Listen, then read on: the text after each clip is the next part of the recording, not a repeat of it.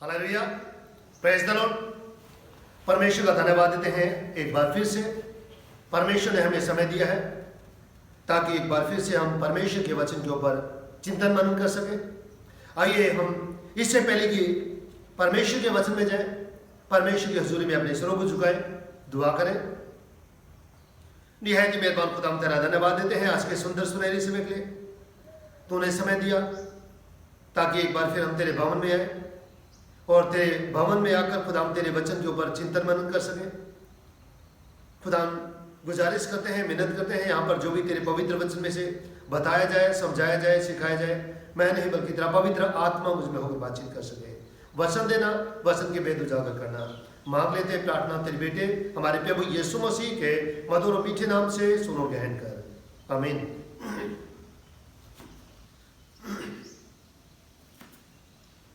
समय होगा परमेश्वर के पवित्र वचन में से मैं आप लोगों के सामने पढ़ूंगा। दानियेल नबी की पुस्तक इसका 9वां अध्याय, इसकी 24 और 25 आयत में इस तरह से लिखा है। दानियेल नबी की पुस्तक इसका 9 अध्याय, इसकी 24 और 25 आयत में इस तरह से लिखा है। तेरे लोगों और तेरे पवित्र नगर के लिए 70 सप्ताह ठहराए गए हैं और उनके अंत तक अपराध का होना बंद हो और पापों का अंत और अधर्म का प्रायश्चित किया जाए और युगानुयुग की धार्मिकता प्रकट हो और दर्शन की बात पर और भविष्यवाणी पर छाप दी जाए और परम पवित्र का अभिषेक किया जाए। इसलिए यह जान और समझ ले कि यरूशलेम को फिर बनाने की आज्ञा के निकलने से लेकर अभिषेक प्रदान के समय तक 70 सप्ताह ठहराए गए हैं। 7 सप्ताह ठहराए गए हैं। फिर 62 सप्ताहों के बीतने पर चौक और खाई समेत वह नगर कष्ट के समय में फिर बसाया जाएगा। प्यारे चीजों, पिछले दिनों में हम दानियेल की पुस्तक इसके 9वें अध्याय के ऊपर चिंतन मनन कर रहे थे, लेकिन काफी गैप आ गया है। उसके बाद एक बार फिर से हम शुरू करें और यहां पर हम देखते हैं दानियेल की भविष्यवाणी इस्राएल और पवित्र नगर के इस युग के लिए बहुत ही महत्वपूर्ण है। स्वर्गदूत दानियेल को कहता है कि तेरे लोगों और पवित्र नगर के लिए 70 सप्ताह ठहराए गए हैं कि उनके अंत तक अपराध का होना बंद हो। स्वर्गदूत दानियेल को 70 सप्ताहों का समय देता है जिनमें पाप का अंत होगा और अधर्म का प्रायश्चित किया जाएगा। अधर्म का प्रायश्चित कौन करेगा? ये अधर्म का प्रायश्चित कोई और नहीं बल्कि हमारे उद्धारकर्ता प्रभु यीशु मसीह ही करेंगे। यदि हम परमेश्वर के वचन में इब्रानियों की पुस्तक 10वां अध्याय इसकी 10 आयत को पढ़ें तो यहाँ पर लिखा है, इब्रानियों 10 की 10 में लिखा है, उसी इच्छा से हम यीशु मसीह की देह के एक ही बार बलिदान चढ़ाए जाने के द्वारा पवित्र किए गए हैं। हालेलुया। परमेश्वर का वचन कहता है उसी इच्छा से हम यीशु मसीह की देह के एक ही बार बलिदान चढ़ाए जाने के द्वारा पवित्र किए गए हैं। हालेलुया। प्रभु यीशु मसीह से पहले कुर्बानियां चढ़ाने की प्रथा थी। जितने हम गुनाह करते थे, जितनी बार गुनाह करते थे, उतनी बार कुर्बानियां चढ़ानी पड़ती थी। लेकिन प्रभु यीशु मसीह ने इस संसार के लोगों के लिए एक ही बार अपनी कुर्बानी दे दी, अपना बलिदान दे दिया ताकि फिर से दोबारा किसी बलिदान की आवश्यकता ना हो। और प्रभु यीशु मसीह ने अपना बलिदान देकर हमारे अधर्म का प्रायश्चित किया। हालेलुया। और किसी के द्वारा हमारे पापों का प्रायश्चित नहीं हो सकता, सिर्फ प्रभु यीशु मसीह के बलिदान के द्वारा या प्रभु यीशु मसीह के लहू बहाए जाने के द्वारा ही हमारा प्रायश्चित हो सकता है। और फिर वचन कहता है युग की धार्मिकता प्रकट होगी, यानी कि अनंत धार्मिकता का राज्य स्थापित होगा और उसके बाद परम पवित्र का अभिषेक किया जाएगा, यानी कि प्रभु यीशु मसीह का राज्याभिषेक होगा। 25वीं आयत में हम देखते हैं परमेश्वर का वचन कहता है, इसलिए यह जान और समझ ले कि यरूशलेम को फिर बसाने की आज्ञा के निकलने से लेकर अभिषेक प्रदान के समय तक 7 सप्ताह बीतेंगे।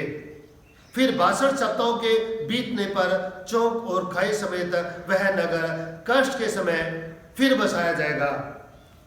यहां पर स्वर्गदूत दानियेल को समझाता है कि यरूशलेम को फिर से बसाने की आज्ञा के निकलने से लेकर अभिषेक प्रदान के समय तक 7 सप्ताह और उसके बाद 62 सप्ताह यानी कि 69 सप्ताहों का समय काल दिया गया है।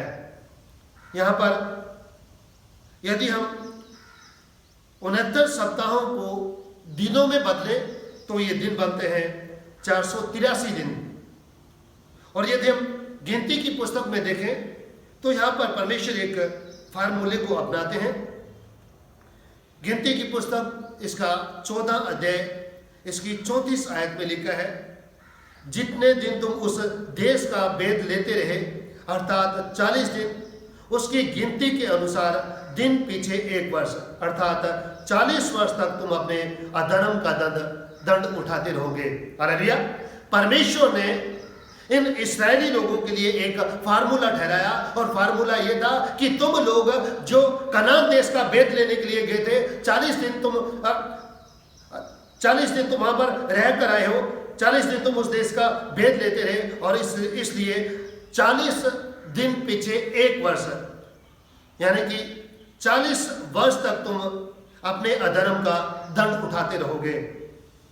यानी कि यहां पर हम देखते हैं परमेश्वर ने एक दिन को 1 वर्ष के बराबर का फार्मूला यहां पर अपनाया है। और 25वें अध्याय में हम परमेश्वर के वचन में देखते हैं यरूशलेम को फिर बसाने की आज्ञा के निकलने का जो समय है ये कब आरंभ हुआ, इसके बारे में जो बुद्धिजीवी हैं, थियोलॉजियंस ने उनके अलग अलग मत हैं। कुछ बुद्धिजीवियों का मानना है कि जिस समय साइरस राजा ने कसदियों के साम्राज्य का अंत किया और उस दौरान उसने 538 बीसी में उन यहूदी लोगों को जो कसदियों के देश में गुलाम होकर रहते थे उनको आजाद कर दिया और उनको कहा कि तुम यरूशलेम में जाओ और जाकर परमेश्वर के भवन को बनाओ। कुछ बुद्धिजीवियों का यह मानना है कि यह वो समय था जब नगर के बसने की आज्ञा निकली, लेकिन ज्यादातर जो बुद्धिजीवी हैं उनका यह मानना है कि नहीं, ये तो वो समय था जब परमेश्वर ने नगर की स्थापना के बारे में कहा था, जब परमेश्वर ने मंदिर की स्थापना के बारे में कहा था, जिसका वर्णन हम जकरिया की एजरा की पुस्तक इसका 1 अध्याय इसकी पहली 3 आयतों में देखते हैं। और यहां पर हम देखते हैं कि यहां पर मंदिर को स्थापित करने की बात कही गई है, जिसका वर्णन हम परमेश्वर के वचन में देखते हैं। परमेश्वर के वचन में से पढ़ेंगे एजरा की पुस्तक इसका 1 अध्याय पहली 3 आयतों में लिखा है, फारस के राजा कुस्रू के पहले वर्ष में यहोवा ने फारस के राजा कुस्रू का मन उबारा कि यहोवा का जो वचन यिर्मयाह के मुंह से निकला था वह पूरा हो जाए। इसलिए उसने अपने समस्त राज्य में यह प्रचार करवाया और लिखवा भी दिया, फारस का राजा कुस्रू यो कहता है, स्वर्ग के परमेश्वर यहोवा ने पृथ्वी भर का राज्य मुझे दिया है और उसने मुझे आज्ञा दी है कि यहूदा के यरूशलेम में मेरा भवन बनवा।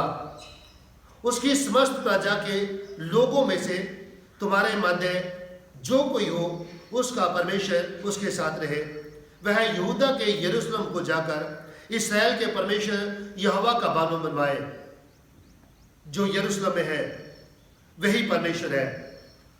यहां पर हम वचन में देखते हैं साइरस राजा कहता है कि परमेश्वर ने सारा अधिकार मुझे दिया है और परमेश्वर ने मुझे कहा है कि जो मेरा भवन यरूशलेम में है उसे फिर से बनाया जाए। यहां पर भवन को बनाने की बात हो रही है, नगर को बसाने की यहां पर बात नहीं हो रही है।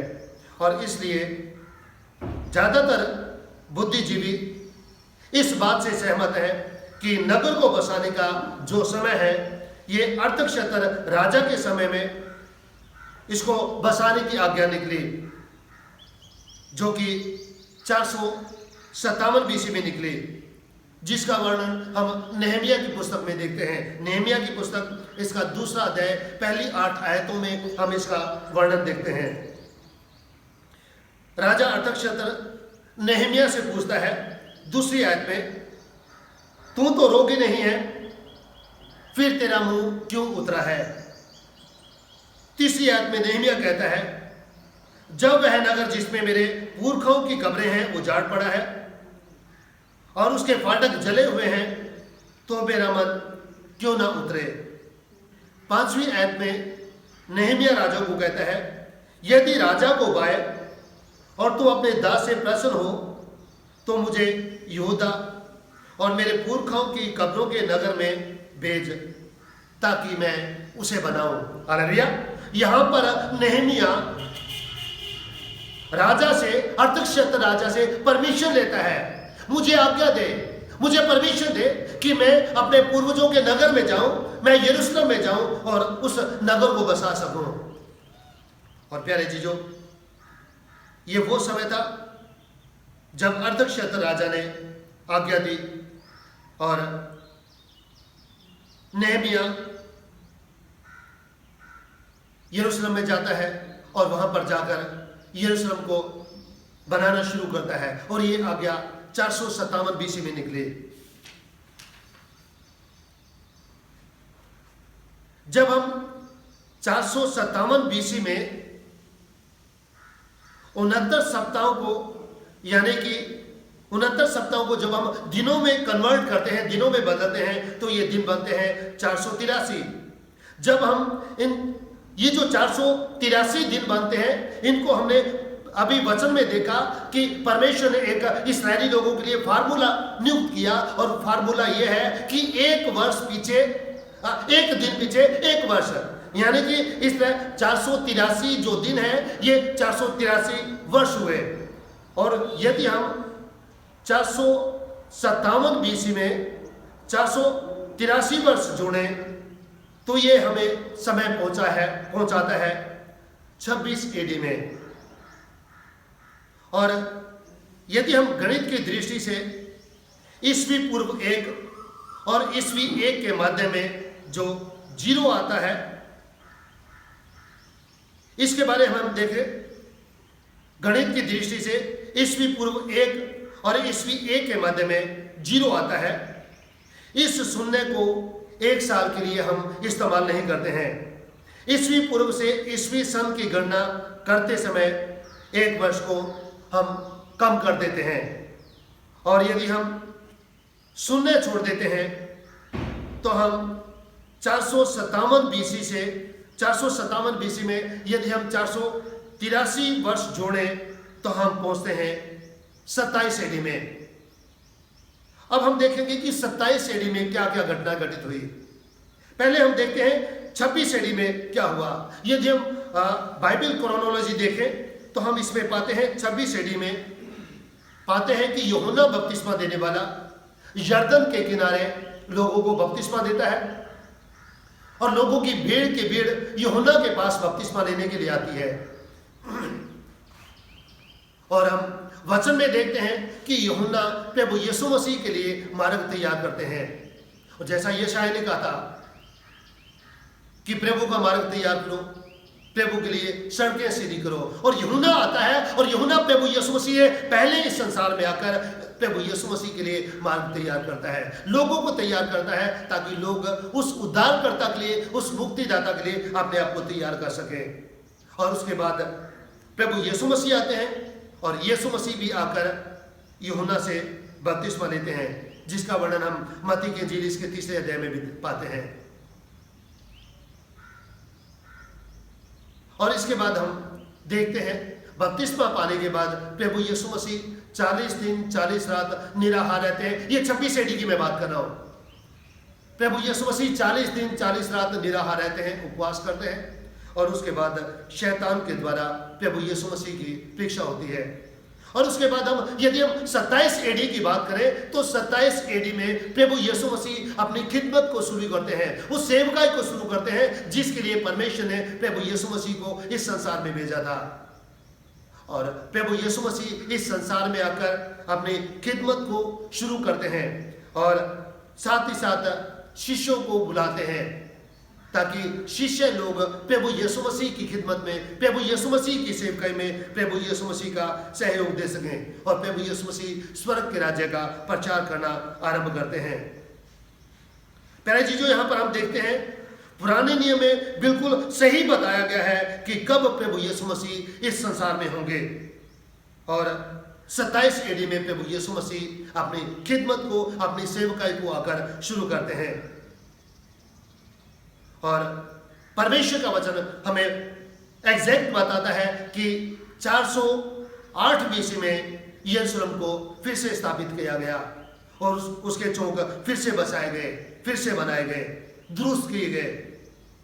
और दानियेल इसका 9वां अध्याय 25वें अध्याय के पहले हिस्से को यदि हम देखें तो परमेश्वर का वचन कहता है, इसलिए यह जान और समझ ले कि यरूशलेम को फिर बसाने की आज्ञा निकलने से लेकर अभिषेक प्रदान के समय तक 7 सप्ताह बीतेंगे। हालेलुया। इन 70 सप्ताहों को 3 भागों में बांटा गया है।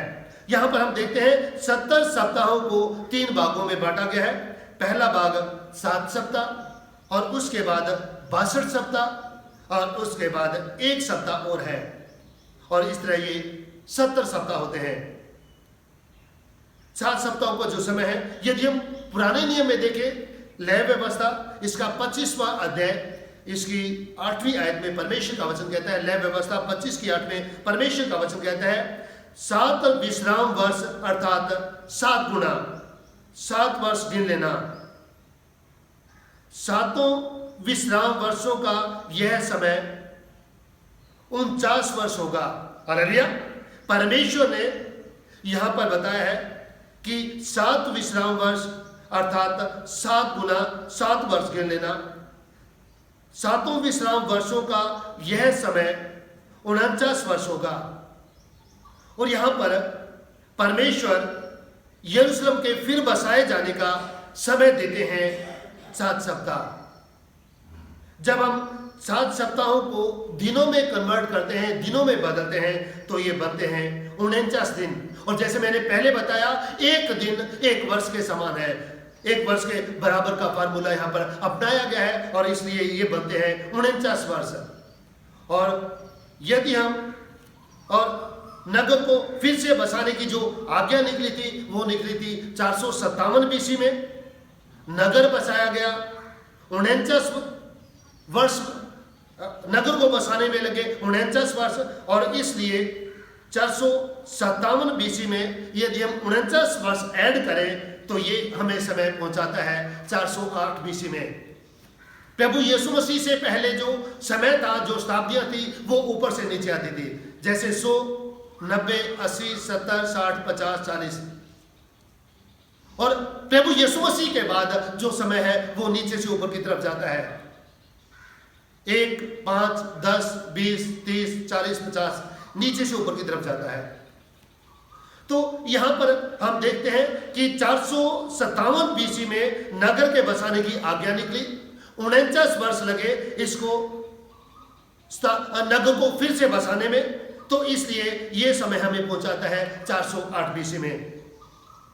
यहां पर हम देखते हैं पहले 7 सप्ताह यहूदी लोगों को दिए गए नगर को बसाने के लिए और नगर की स्थापना करने के लिए, शहरपना बनाने के लिए, लोगों को अपने घरों को बनाने के लिए, यानी कि पूर्ण रूप से नगर की स्थापना करने के लिए परमेश्वर ने इन लोगों को 7 सप्ताह दिए।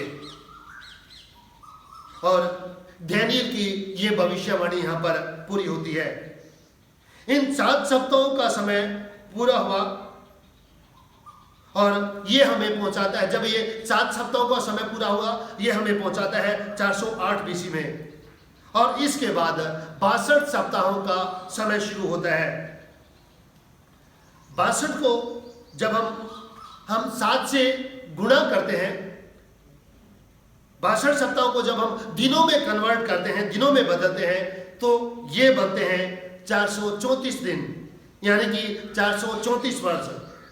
और पहले 7 सप्ताह यानी कि 49 वर्ष और उसके बाद 62 सप्ताह इस यानी कि 434 वर्ष और टोटल हुए 483 वर्ष।